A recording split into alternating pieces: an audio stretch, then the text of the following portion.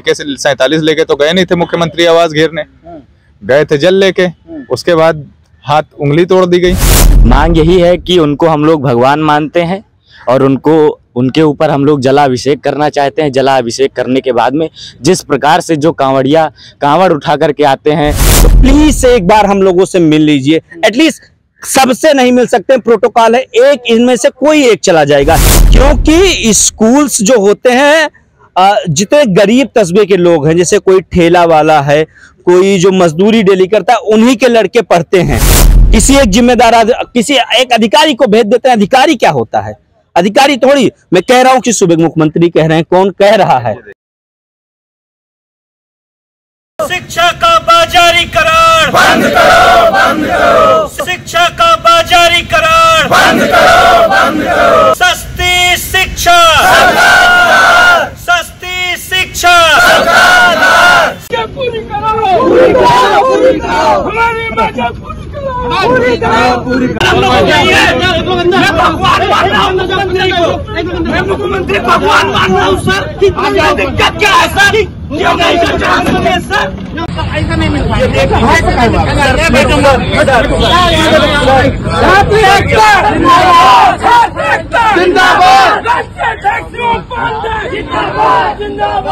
सावन के महीने में जहां भक्त भोले बाबा को जल चढ़ाने जा रहे हैं, वहीं कुछ छात्र हैं जो बढ़ती हुई फीस को लेकर के लगातार काफी दिनों से प्रदर्शन कर रहे हैं। वो छात्र गोंडा से लखनऊ तक की पैदल यात्रा करके आए हुए हैं, 121 किलोमीटर। ये छात्र सब नंगे पैरों पे पैदल चल के आए हैं। सिर्फ मांग इनकी यही है कि सस्ती हो किताबें, सस्ती हो पढ़ाई, यही आज़ादी की सच्ची कमाई। आप देख सकते हैं इनके हाथों में बैनर भी हैं, फ्री में राशन नहीं, फ्री में शिक्षा चाहिए, ये सब बैनर लेकर के और हाथों में कांवड़ लेकर के छात्र कांवड़ यात्रा ये छात्र निकाले हुए हैं, पैदल चल के आए हुए हैं। हमारे साथ शिवम पांडे हैं। शिवम जी, कहाँ से आए हैं आप लोग? हम लोग गोंडा गांधी पार्क से आए हैं। क्या मांग है आपकी? हमारी एक ही मांग है कि जिस प्रकार से पूरे उत्तर प्रदेश में हर वर्ष ड्रेस के नाम पे, किताब के नाम पे, बस फीस के नाम पे, अलग अलग के नाम पे अभिभावकों का शोषण किया जा रहा है, और हम आज आए हैं, हमारी छात्र कांवड़ यात्रा है।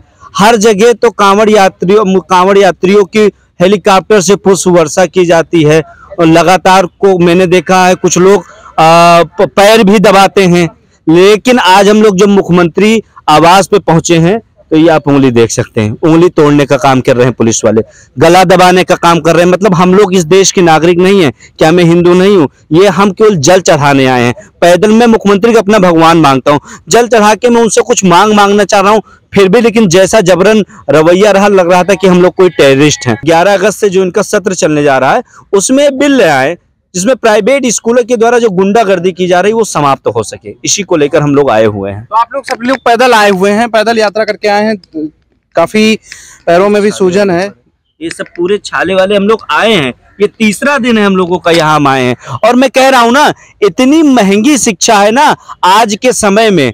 अगर बाबा साहब भीमराव अम्बेडकर जी, जहां हम लोग एक पार्क में बाबा साहब भीमराव अम्बेडकर जी भी इस ईयर में पैदा हुए होते तो इतनी पढ़ाई न कर पाते, इतनी महंगी शिक्षा। उनके साथ जाति के आधार पे भेदभाव हुआ था आज के अप्रोक्सीमेटली 125 साल पहले, लेकिन आज के समय में मुझे लगता है पैसे के आधार पे भेदभाव होता है, टैलेंट के आधार पे एडमिशन नहीं होता है।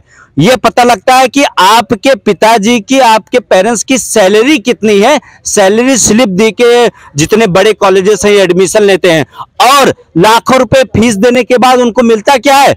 15-20 हजार की नौकरी। कौन सी शिक्षा प्रणाली हम लोग? तो ये इनकी खुले में गुंडाई है, इस पे रोक लगना चाहिए। वास्तविक रूप से माफिया यही है, और माननीय मुख्यमंत्री जी ने कहा था उत्तर प्रदेश से हम माफियाओं का निशान मिटा देंगे। सर, यही माफिया है, इनका भी निशान मिटना चाहिए। नहीं तो आप लोगों की जो मांग है फीस वृद्धि के खिलाफ, जो है फीस वृद्धि नहीं होनी चाहिए, तो क्या बातचीत हुई? किसी अधिकारी से बातचीत हुई या इसको लेकर के कोई आप लोगों की मुख्यमंत्री जी तक आपकी बात पहुंची? देखिए, हम 6 महीने से आंदोलन कर रहे हैं, अलग अलग तरीके से कर चुके हैं। मुख्यमंत्री को अप्रोक्सीमेटली 6 महीने में पता नहीं कितने ज्ञापन जा चुके हैं, बहुत सारे ज्ञापन जा चुके हैं।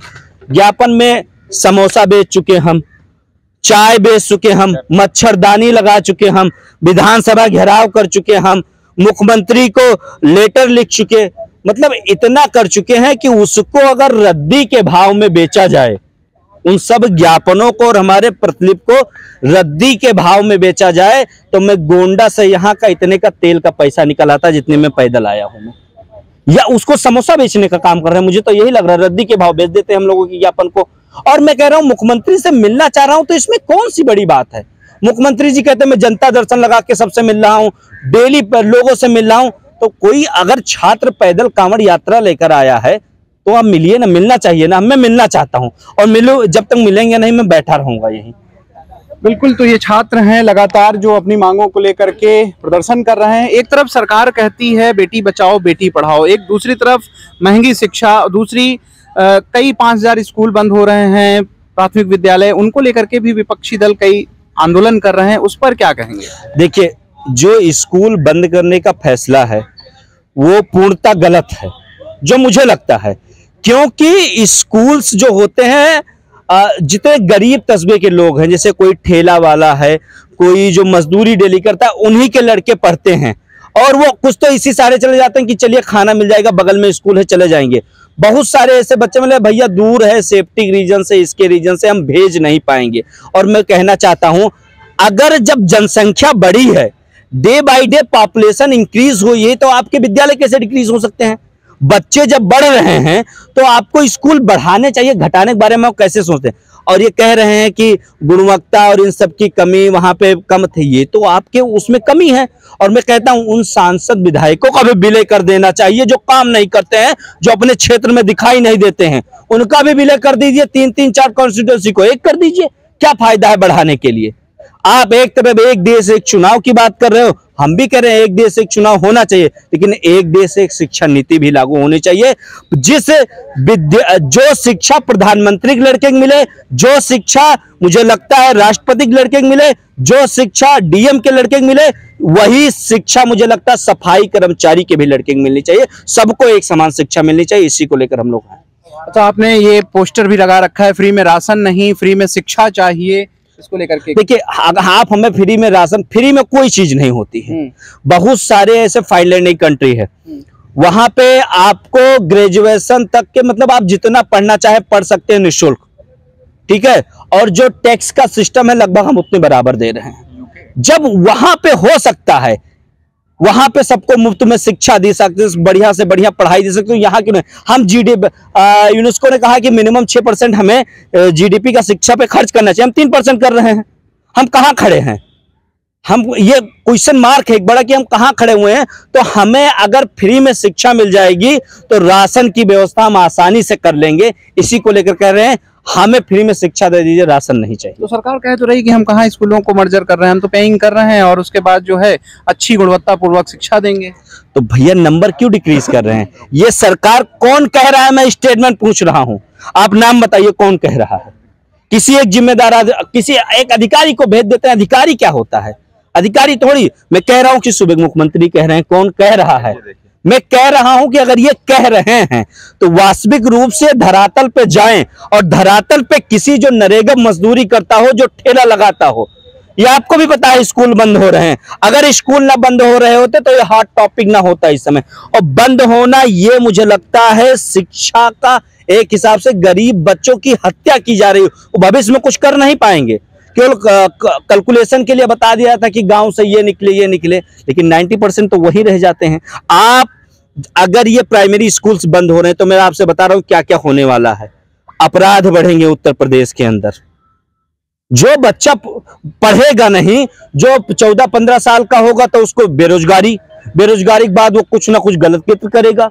तो ये मुझे लगता है अपराध बढ़ाने का काम करेगा स्कूल वाला जो फैसला है। मुख्यमंत्री क्या दिक्कत है आप लोगों से मिलने से? जहां कावड़ियों के बीच में जाते हैं, मिल लेते हैं, छात्रों से मिलने में क्या समस्या है? वही तो मुझे समझ में नहीं आ रहा, इसीलिए तो हम लोग यहाँ बैठे हुए हैं। मैं भी उनको लग रहा हो हम तो भगवान माने। मैं आपके न्यूज के माध्यम से कहता हूँ मुख्यमंत्री जी, हम आपके पैर पे गिर जाएंगे, हम आपको भगवान मानते।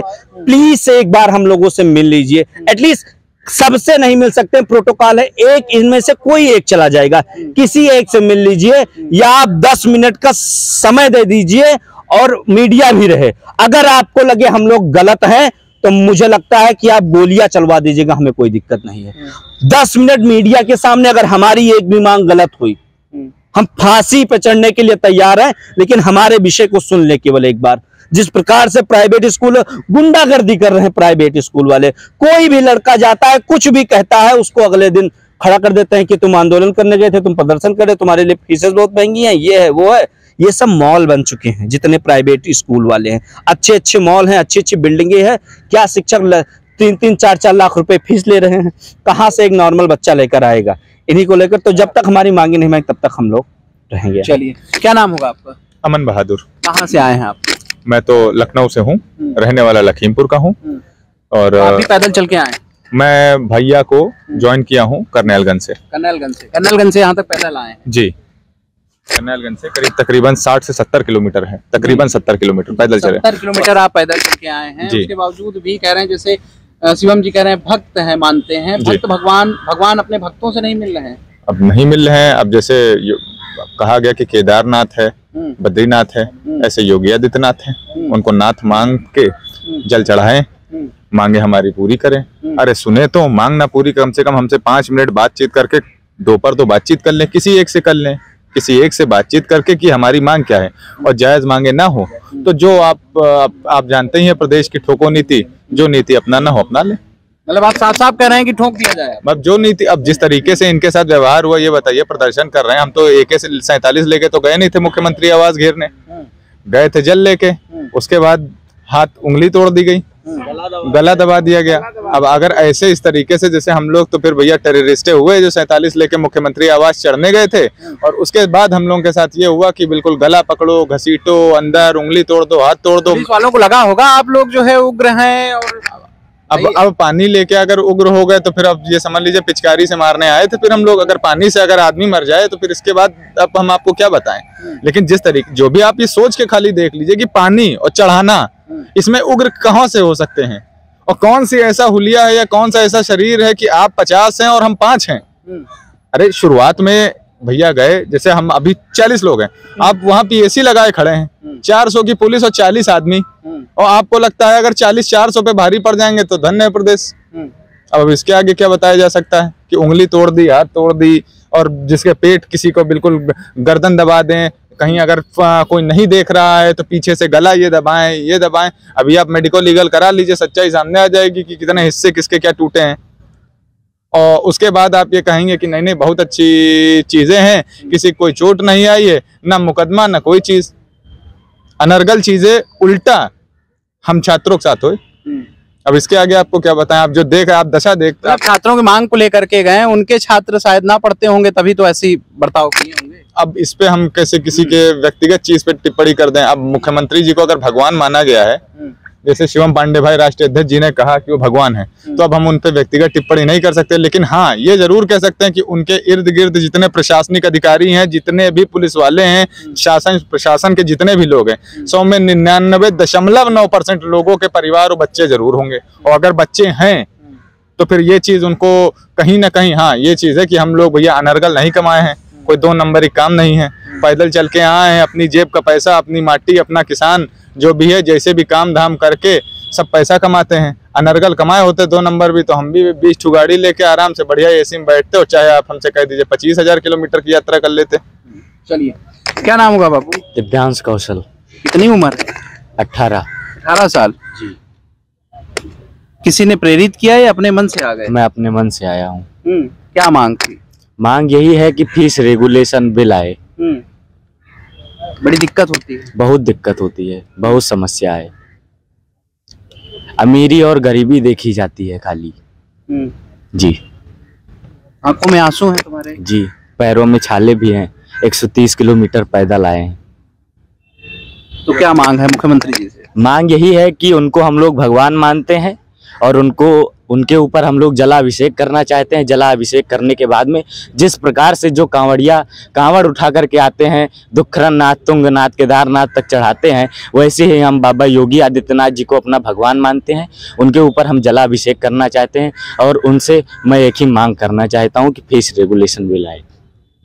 तो पढ़ाई में काफी दिक्कतें होती हैं, फीस देने में दिक्कत होती है। जी, बहुत दिक्कतें होती हैं।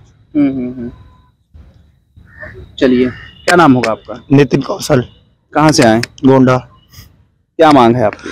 यही कि जो ये फीस रेगुलेशन है इसे कम किया जाए। बैनर भी लिए हैं जी, सस्ती हो किताबें, तो क्या किताबें क्या बहुत महंगी मिलती बहुत महंगी है। क्या कह रहे हैं? 70% की मार्जिन किताबों पे स्कूल वाले लेते हैं जी। एनसीईआरटी खाली किताब के पन्नों पे दिखाई देती है, किताब में नहीं है जी। मतलब एनसीईआरटी तो चल रही ना किताब? चल रही है लेकिन खाली किताब के पन्नों पे जी। हर तरीके से स्कूल वाले गार्जियन का शोषण करते हैं, हर तरीके से लूट फातियां मचाए हुए हैं एकदम से, कि किसी तरीके से इनके खून को चूस लिया जाए एकदम जी। क्या नाम होगा आपका? रंजीत नाम है मेरा। कहाँ से आए? गोंडा से मैं आया हूँ। आप भी पैदल चल के आए? जी बिल्कुल, हम सब पैदल चल के आए जी। तो क्या कहेंगे आप मुख्यमंत्री? अब माननीय मुख्यमंत्री जी से एक ही मांग थी कि हम लोगों की सुन लेते एक बार, और हम लोग जो ये कांवड़ यात्रा वहाँ से प्रारंभ करके यहाँ तक पैदल आए हैं, और बीच बीच में इन्हीं जो हमारे उत्तर प्रदेश के पुलिस वाले हैं यही हम लोगों को वहाँ से लेके आए हैं, और यहाँ ला करके उसके बाद में हम लोगों को लात घूंसे के साथ उठा के अंदर कर दिए हैं। जैसे हम लोग कोई क्रिमिनल हिस्ट्री करके आए थे कि उठा के हमको पकड़ के ज़बरदस्ती बस में ठूस दिए हैं। आप जैसे मीडिया वाले हमसे पूछना चाहा तो तुरंत शीशा पकड़ के इसे खींच दिए, जैसे लगता था कि सर बाहर निकल जाएगा। हम लोग को सारा इतना दुराचार किया जा रहा है। हमको कुछ जेन्युइन सी मांग है कि फीस रेगुलेशन बिल, हम लोग उत्तर प्रदेश के 75 जनपद में गए हैं माननीय अध्यक्ष जी के साथ, और वहाँ से डाटा कलेक्ट किए हैं कि यहाँ स्कूल में क्या क्या समस्याएं बच्चों के साथ हो रही है, जो हमारी युवा पीढ़ी है। सबसे बहुत सारे और कुछ प्रश्न थे, लेकिन हम लोगों ने उन सबको छोड़ करके सिर्फ एक चुना था कि अगर हमारी शिक्षा अच्छी होगी, हर बच्चा अगर पढ़ लेगा, गरीब का अमीर का अगर पढ़ लेगा, तो हमें लगता है कि वो अपनी जीविका पार्जन के लिए अब सब कुछ वो कमा सकता है। लेकिन ऐसा कुछ नहीं है, सिर्फ डाटा में पता नहीं क्या क्या जा रहा है, ज़मीनी स्तर पे कुछ नहीं हो रहा है। इसी को लेकर के हम लोग माननीय मुख्यमंत्री जी के पास आए थे कि जिस प्रकार से श्रावण मास चल रहा है, अभी कजरी तीज को हम लोग वहाँ से सरयू से जल ले जा करके, और बाबा दुखराम नाथ महाराज गोंडा में स्थित है, वहाँ हम लोग पैदल जलाभिषेक करते हैं, उनसे मन्नतें मांगते हैं कि महादेव कृपा दृष्टि मुझ पर बनाइए और हमारे परिवार में हम सब लोग पूरा समाज सुखी रहे। लेकिन हम लोग उसी आकांक्षा के साथ हम लोग आए हैं यहाँ गोंडा से चल के लखनऊ आए हैं माननीय मुख्यमंत्री जी के पास कि हम ये जलाभिषेक आपके श्री चरणों में चढ़ा करके आपसे कुछ मन्नतें मांगना चाहते थे कि ये फीस रेगुलेशन बिल ले आइए महोदय, जिससे सभी बच्चे, सभी गार्जियंस, चाहे विधायक का लड़का हो, चाहे एक मजदूर करने वाला हो, सबकी शिक्षा एक समान हो जाए और सब अच्छी शिक्षा प्राप्त कर सकें। चलिए, तो ये छात्र हैं जो गोंडा से चल करके 121 किलोमीटर पैदल कांवड़ छात्र यात्रा लेकर के आए हुए हैं, और मुख्यमंत्री योगी आदित्यनाथ से इनकी यही मांग है कि मुख्यमंत्री जी, हम आपको भगवान मानते हैं और एक भक्त के रूप में आपसे बस यही मांग करते हैं कि फीस रेगुलेशन एक्ट जो इनकी मांग है उसको माना जाए। और इसको लेकर के ये लोग इको गार्डन आए हुए हैं, अभी यहाँ पर धरने पे बैठे हुए हैं, और लगातार इनकी एक ही मांग है कि फ्री शिक्षा हो, फ्री राशन की ज़रूरत नहीं है, सबको एक समान शिक्षा मिले, जिससे भारत के जो छात्र हैं वो तरक्की कर सके और युवा भी आगे चल करके भारत का नाम रोशन करे। वीडियो जर्नलिस्ट सनी के साथ मैं आलोक दीक्षित, #भारत न्यूज़ लखनऊ।